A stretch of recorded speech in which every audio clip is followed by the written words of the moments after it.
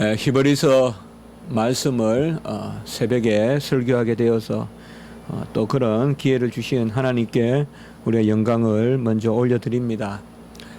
그동안 십자가의 지성소라는 제목으로 요한복음에 큰 은혜가 있었습니다. 부족한 종은 말씀을 전하면서 아주 많은 그러한 기쁨을 누렸고 또 시시각각 하나님이 주시는 그런 말씀의 은혜가 있었습니다. 그리고 오늘 이제 우리가 믿는 돌이라는 그런 제목으로 히브리서 말씀을 우리가 이제 새벽마다 보려고 합니다. 사실 이 히브리서는 상당히 감춰져 있는 그러한 말씀 같지만은 종교개혁 때 로마서와 더불어 가장 크게 드러났던 작용을 했던 그러한 말씀입니다. 로마서가 이신칭의의 그러한 진리를 담고 있었다면 히브리서는 그리스도가 유일한 중보자시다. 그리스도가 유일한 중보자시라는 그것으로 특별히 불란서 종교개혁에서는 벽보 사건이다라고 있는데요. 그 벽보에 바로 예수가 유일한 중보자다. 이 히브리서 말씀을 벽에 붙여놨어요. 독일 종교개혁이 로마서를 벽에 걸어놨다면 불란서 종교개혁은 바로 이 히브리서를 벽에 걸어놨다고 한번 우리가 생각해 봐도 될 것입니다. 히브리서의 전체 주제는 뭐냐? 오늘 1장 1절과 2절에 있지만 아들을 통하여 바로 히브리인들에게 보내는 서신인데 히브리인들은 모세를 믿잖아요. 유대인들. 근데 그 일들이 이제는 아들을 통하여 일어난다. 그래서 제가 오늘 제목은 아들을 통하여 그리고 존엄과 위로의 서신이다. 이렇게 또한 제가 제목을 붙여본 것은 히브리서에는 아들의 존귀함과 또 위엄이 있어요. 그래서 1장부터 보면 천사들보다 이 아들이 뛰어나시다. 그래서 히브리서 전체에 우리가 꼭 담아야 될 주제는 바로 아들을 통하여서 말씀하시고 아들을 통하여 일을 이루시고 이제 아들을 통하여 우리에게 중보하시는데 이 아들이 존귀하신 하나님의 아들이시다. 특별히 이 땅에 오셔서 모든 구원을 다 이루신 그러한 높아지신 하나님의 아들이시다.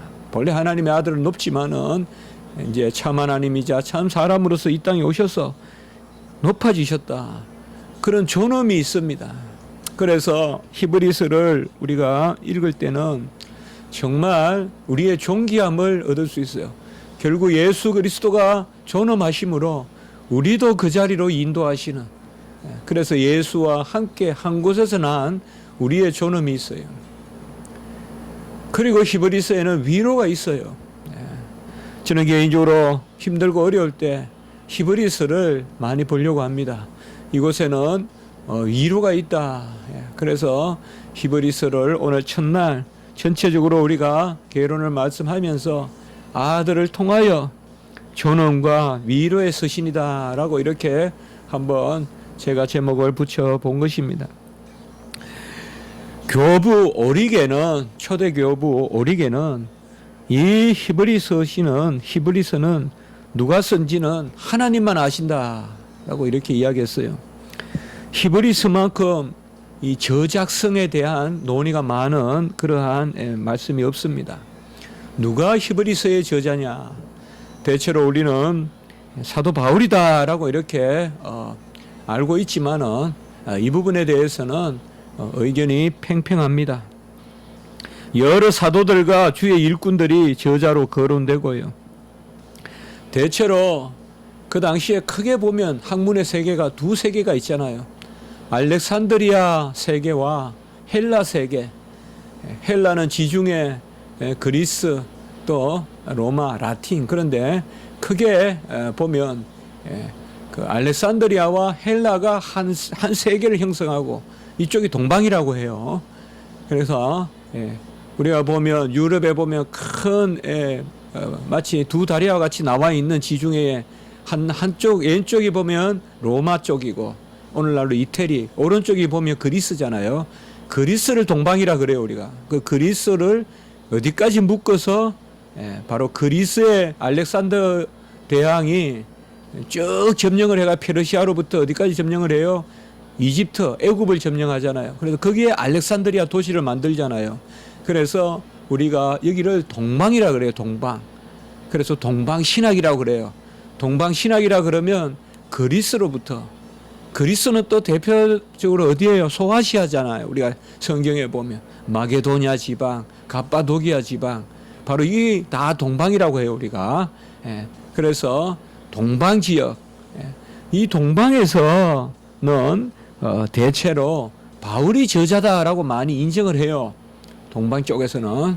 그러나 서방 쪽, 서방이라는 곳은 어딘가 하면 오늘날 이제 로마가 포함되어 있는 보통 우리가 라틴 지방이라고 하는 곳이죠. 서방에서는 조금 이 부분에 대해서 회의를 가지고 있어요. 아니다. 393년 히포의 종교회의와 397년 그리고 419년 카르타고 회의에서 이쪽은 다 서방이에요. 서방. 라틴이에요. 히포는 알다시피 어거스틴이 있었던 곳이잖아요.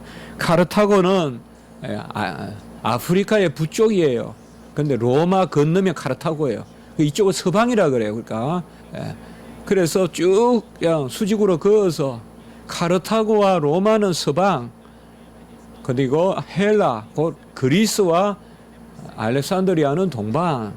서방은 한창 이 히브리서의 저자가 바울이라는 것을 부정하다가 유명한 419년 칼케톤 회의와 393년 히포 회의에서 드디어 히브리서를 바울의 서신으로 받아들이면서, 바울의 14번째 서신으로 받아들이면서 히브리서가 정경이다. 정경이라는 말은 바로 정식 성경의 목록이다. 정경이 아닌 것을 우리가 외경이라 그러고, 정경도 외경도 아닌 것을 위경이라 그러는데 바로 정경이다라고 이렇게 선포를 합니다. 우리가 하나 잘 아실 것은 사도가 성경을 기록해야 그 성경에 권위가 더하지 않습니까?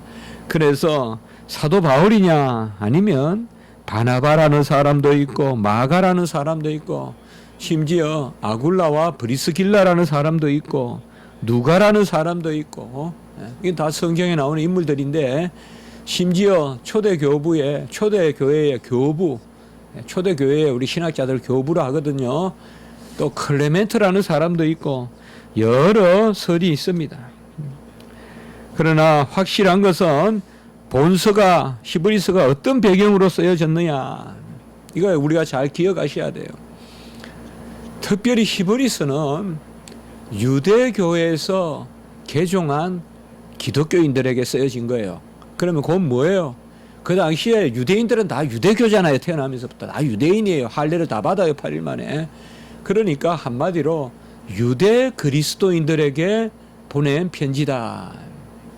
이방인 그리스도인이 아니라 헬라 사람이나 로마 사람이 아니라 유대 그리스도인들에게 보낸 그러한 편지다. 그리고 모든 사람을 대상으로 한 것이 아니라, 우리가 이런 것을 공동서신이라 그러는데요. 베드로서라든지 이런 그 공동서신, 그런 공동서신이 아니라, 일반 서신, 공동서신이 아니라 어느 지역, 어느 도시의 유대 그리스도인들에게 쓴 것이다. 두 번째 우리가 생각할 것은 어떤 상태에서 쓴 것이냐. 이거 우리가 히브리서를 이해하는데 상당히 중요한 겁니다. 바로 이 유대 기독교인들이 다시 유대교로 돌아가려고 하는 개종의 움직임이 있었어요. 왜 그럴까요? 항상 재개종은 종교개혁 때도 보면 심한 핍박이 있을 때 생겨요. 심한 핍박이 있으면 성도도 늘어나지만 교회를 떠나는 사람도 많아져요. 조금만 어려우면 교회를 많이 떠나잖아요. 이 당시에 보통 우리가 알다시피 AD 64년 주후 64년에 네로의 대박해가 있었죠. 그래서 네로가 불을 지르고 로마에 기독교인들이 그랬다. 그리고 이 네로의 박해에 이어서 바로 바울도 베드로도 주의 사도들이 다 죽음을 당하죠. 그리고 그때 로마에서 비로소 그때 공식적으로 기독교는 불법 종교라고 낙인을 찍어요. 유대교는 괜찮다 이 말이에요. 유대교는 괜찮은데 예수를 따르는 기독교는 불법 종교다. 그러니까 전부 다 이제 개종을 하려고 하는 거예요. 너무 핍박이 심하니까. 그때 히브리서가 기록됐다 이 말이에요. 다시 너희들이 믿는 것이 오늘 말씀과 같이 바로 아들을 믿어야 된다 이거예요. 유대인들은 예수 그리스도를 안 믿잖아요. 그 아들이 2절에 보면 오늘 만유의 상속자고 아들이 모든 세계를 지었다 이 말이에요. 창세기가 바로 이 아들이라 이 말이에요. 주인공이. 모세가 아니라. 유대인들은 모세를 섬기잖아요. 그래서 이 아들을 통하여 이 예수 그리스도를 통하여서 했다 이 말이에요. 루트는 아볼로가 저자다라고 또 이렇게 생각해요. 아볼로가 뛰어난 지혜 있는 사람이거든요. 바울도 아볼로를 좋아했죠.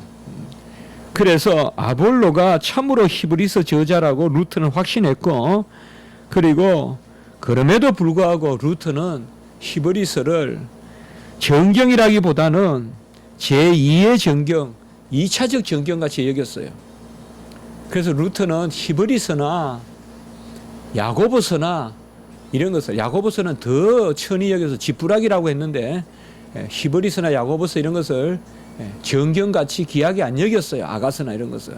그래서 설교나 하지 않고, 설교 이렇게 하지 않고 귀하게 여기지 않아요.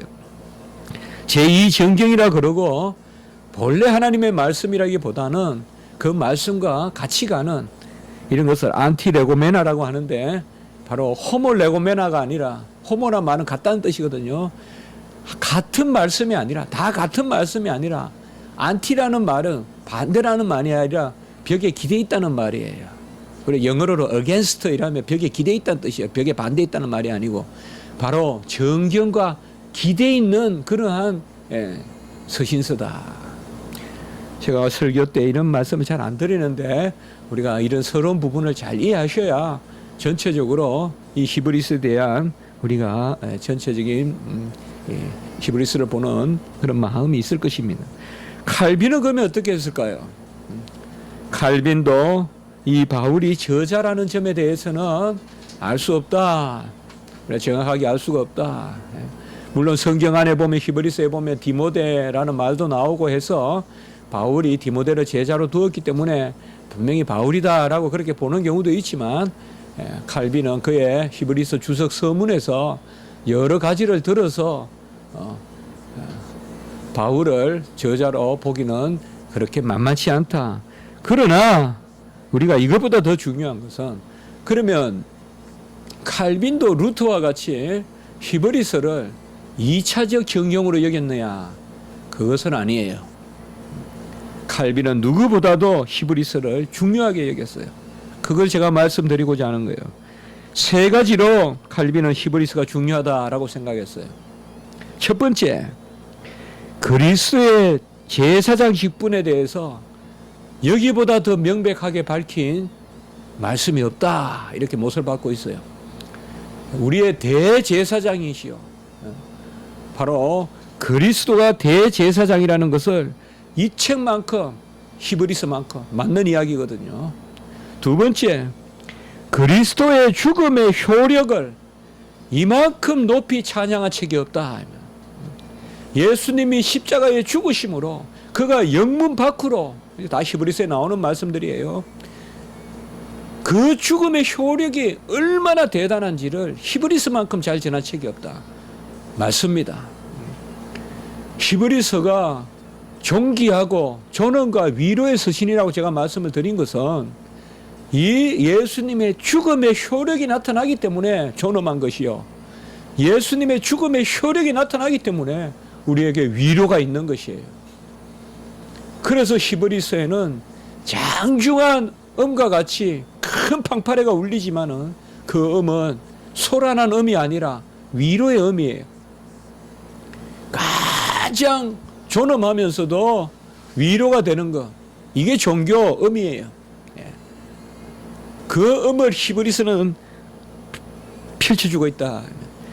세 번째는 칼빈은 의식의 폐지와 율법의 완성으로서의 그리스도를, 바로 그가 참 몸이고 실체라는 것을 보여주는, 이렇게 뚜렷하게 히브리서가 어떤 책이라는 것을 말해주고 있습니다. 다시 정리하며 첫 번째는 예수님이 대제사장이라는 것을 이보다 더 잘 말씀하는 곳이 없다. 두 번째는 다 이루신 그 죽음의 효력, 십자가의 효력이 이보다 더 잘 설명된 곳이 없다. 세 번째는 바로 의식을 폐지하고 율법을 완성하신 예수 그리스도, 그 부분을 잘 여기서는 설명하고 있다. 그러면서 결론적으로 히브리서는 구속의 완성이라기보다 그 너머의 이야기를 하고 있다. 자, 우리가 지금까지 십자가의 지성서 요한복음 말씀을 봤죠. 제가 참 왜 그 다음에 뭘 설교할 거 요한복음은 바로 다 이루었다까지예요. 요한복음 19장 30절 다 이루었다까지예요. 히브리서는 다 이룬 그것이 이제 무슨 능력을 나타내느냐, 효력을 나타내느냐. 그래서 요한복음과 히브리서를 한 짝으로 읽으면 좋겠고, 이 두 개를 다 설명해 주는 것이 로마서다 이 말이에요. 로마서다 이 말이에요. 그래서 우리가 굳이 순서로 한번 읽어본다면 요한복음, 히브리서 이렇게 읽고, 그 요한복음까지는 다 이루었다. 히브리서는 그게 뭘 의미하느냐? 이제 다 이루신, 부활하시고 성천하셔서 하늘 성소에 계신 영원하신 중보자, 이게 바로 히브리서의 주제거든요. 히브리서 이라면 하늘 성소, 영원하신 대제사장, 중보자, 이것을 다 아우르는 교리의 전체, 그게 로마서다 이 말이에요. 혹자는 히브리서가 어렵다 하는데 저는 동의하기 어려워요. 저는 신학교 다닐 때부터 참 힘들 때가 많았어요. 참 어려울 때가 많았어요. 의지가 없어요. 저는 기댈 데가 없는 사람이에요. 그러니 위로가 필요하고, 참 신학교 들어가니까 참 가뭄도 좋고, 다 잘 믿는 집안에서 태어나고, 다 어느 목사 아들이고, 다 그런 거예요. 그래서 뭐 꼭 굳이 그런 건 아니지만, 저는 그때까지 해도, 신학교 1학년 때까지 해도 집에서 신학교 다니는 줄도 모를 만큼 숨겼으니까. 근데 그때 히브리서를 많이 읽어봤어요. 히브리서를. 제일 처음에 제가 주석을 읽어본 게 히브리서 주석을 읽어봤어요. 전체 주석을 읽어본. 바로 이 히브리서가, 그래서 저는 오늘 특별히 조언과 위로의 서신이다. 이게 제 개인적인 고백인 것은 아니에요. 객관적으로도 그렇습니다. 자, 오늘은 첫날이라 제가 1장 1절과 2절 마지막 절을 읽었는데, 이 히브리서의 구조를 이 설교문에는 제가 쭉 써왔는데, 빨리 가능한 조금 시간이 걸려도 한 10분 정도라도 한번 살펴보겠습니다. 그리고 다음 주부터 히브리서 1장 1절부터 다시 말씀을 나누겠습니다. 오늘은 1장 1절 2절을 보려는 것이 아니라 마지막 절까지 읽은 것은 전체 다를 오늘 개론해 보자는 것입니다. 제일 처음에 앞부분에는 보면 영원하신 하나님의 아들이 만유의 상속자다. 1장 2절에 보면 만유의 상속자로 세우시고, 그런데 그분이 누구냐 이 말이죠. 자, 여러분들, 만유의 상속자다. 그분으로 말미암아 세계를 지었다. 1장 2절의 후반부에. 이게 왜 중요할까요? 모세가 아니다 이 말이에요. 그 누구도 아니란 말이에요. 창조의 하나님이 바로 누구요? 이 아들로 말미암아 지었다 이 말이에요. 예수 그리스도로만. 예수 그리스도는 기원 그때 오신 것이 아니라 영원전에 창조주시라. 영원전에 계신. 그리고 그가 누구시냐? 유명한 고백이 나오죠. 해보세요. 하나님의 영광의 강체시여 본체의 형상이시라. 1장 3절. 여기 하나님은 성부예요. 성부의 강체시여 영광의 강체시여 본체의 형상이시다. 그가 천사보다 높으시다. 1장 14절에 천사보다 높으시다. 마지막 절에 나오죠. 그래서 히브리서 1장은 예수님이 하나님의 아들이고 그로 말미암아 천지를 지으셨고 그가 아버지의 본체의 형상이요 그리고 바로 영광의 강체시고 그가 천사보다 높으시다. 이 당시에 천사 숭배가 있거든요. 천사보다 높으시다.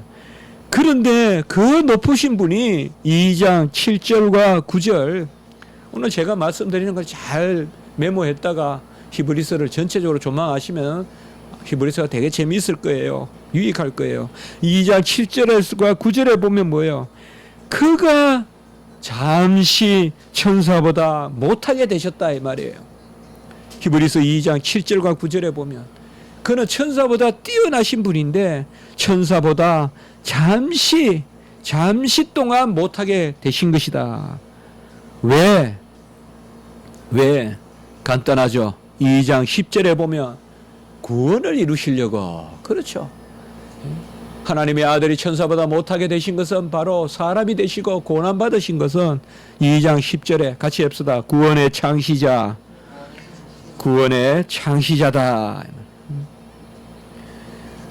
이런 구절들 다 잘 마크해 놓으세요. 그가 이제는 누구보다 이거 참 민감한 이야기예요. 그러니까 유대인들에게 지금 뭘 이야기하느냐? 3장 1절에 우리 믿는 도리의 사도시며 대제사장이다 이 말이에요. 뭐 아론보다도 대제사장이다.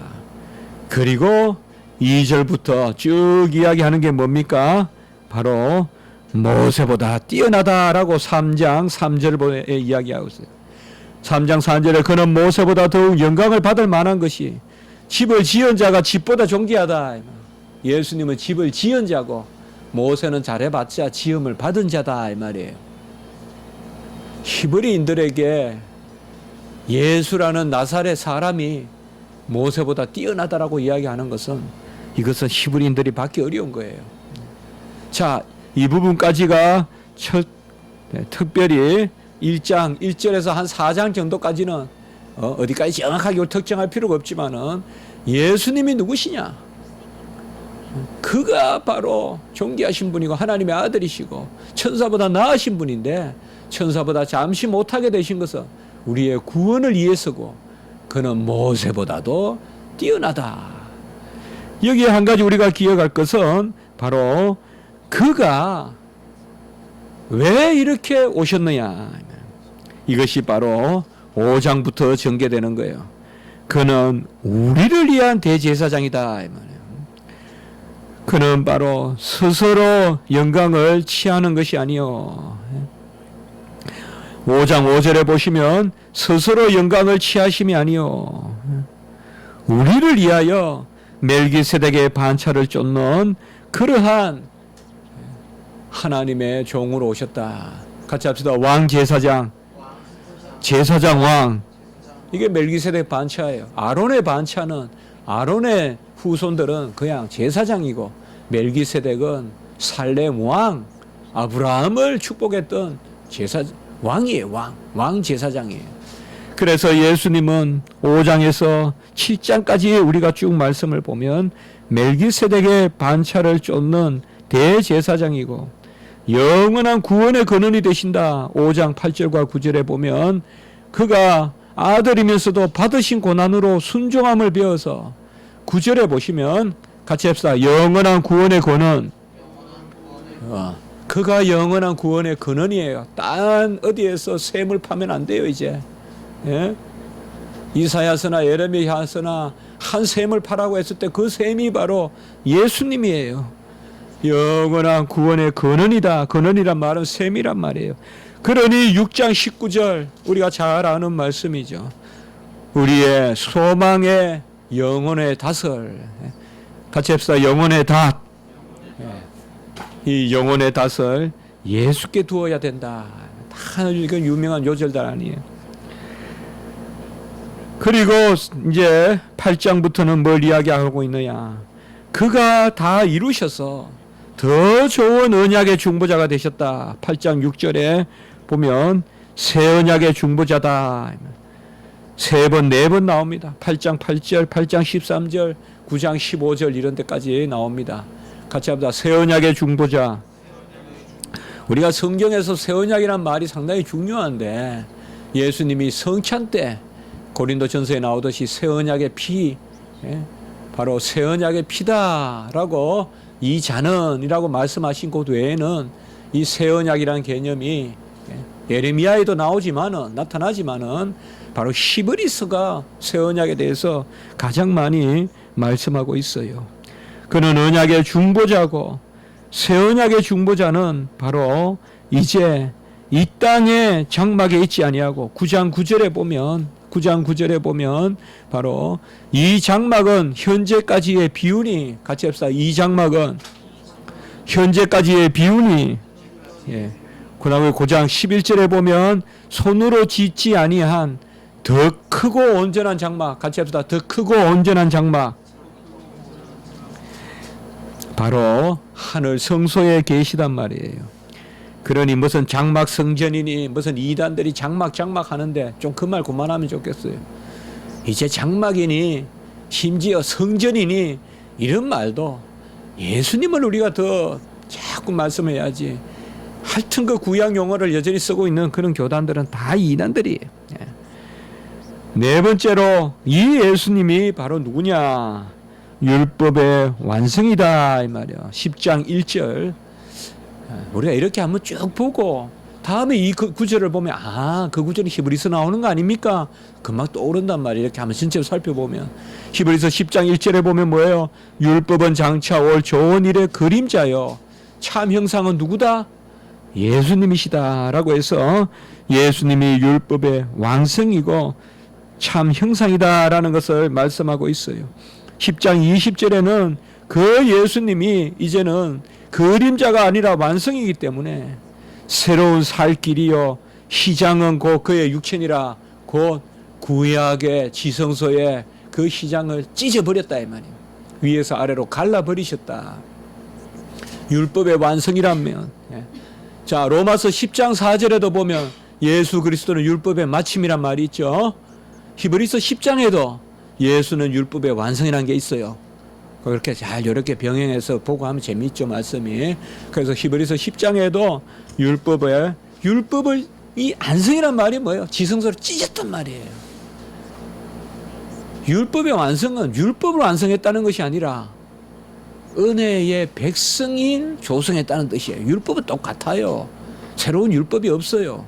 그 율법을 지킬 백성을 달리 말하면 은혜의 백성의 길을 열어놓으셨다는 거예요. 그게 율법의 완성이에요. 그러니까 십자가에서 바로 찢어졌다 이 말이에요. 휘장이 살 길이요 휘장은 곧 그의 육체다. 그리고 히브리서 11장 우리가 잘 아는 믿음의 장이에요.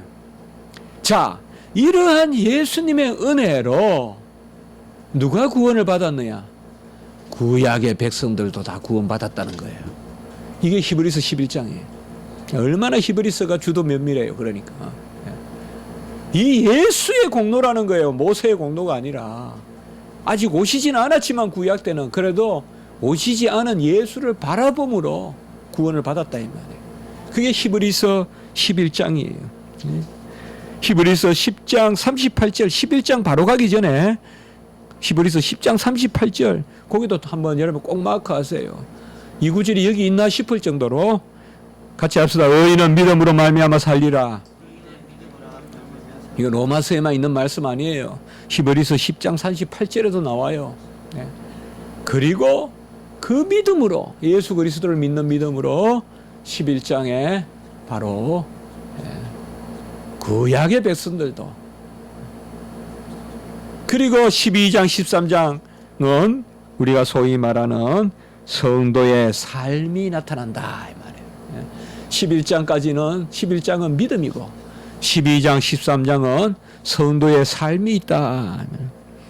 특별히 제가 두 구절만 뽑아 볼게요. 12장 2절 이것만 읽고 우리가 맞춰 봅시다. 12장 2절 앞부분만 읽어 봅시다. 시작. 믿음의 주여 또 온전하게 하시니 예수를 바라보자.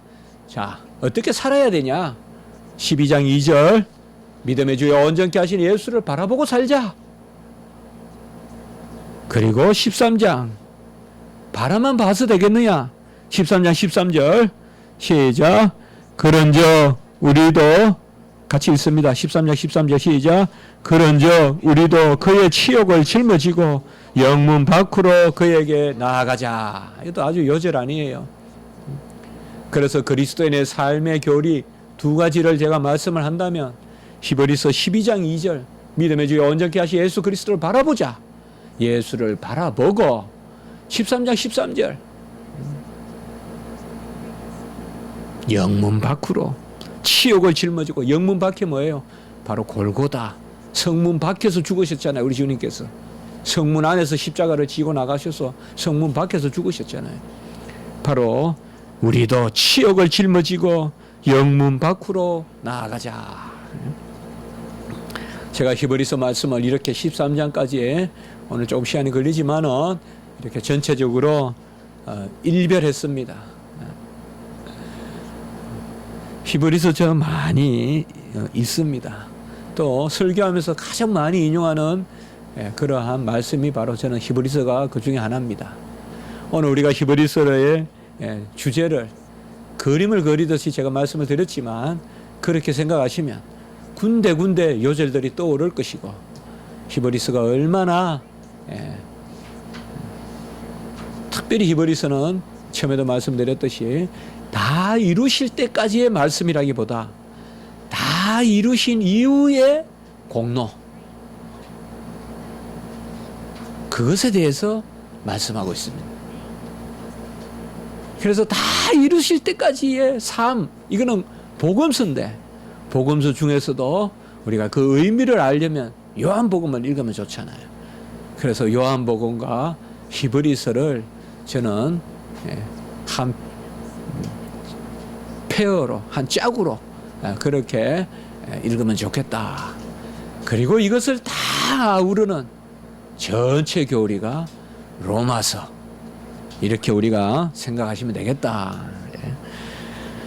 한번 기도드리겠습니다. 거룩하고 자비로우신 하나님 아버지 귀한 말씀 성령의 감동으로 기록된 영감의 말씀 우리에게 히브리서 말씀을 주시고 이 말씀을 하나님 앞에서 받게 하시니 또 받아들이게 하시니 감사합니다. 다 이루신 그 의가 어떤 효력을 가지고 있는지 어떻게 존귀하게 위로로 우리에게 역사하는지 이 말씀 가운데 기뻐하게 하시고 새해 힘을 얻게 하시고 오직 십자가만이 우리를 존귀하게 한다는 것을 다시금 깨닫는 시간이 되게 해 주시옵소서. 십자가지기 교회 주일 새벽에 이 말씀이 온전히 울려 퍼지게 도와주시옵소서. 구주 예수 그리스도 이름으로 감사하며 기도드리옵나이다. 아멘.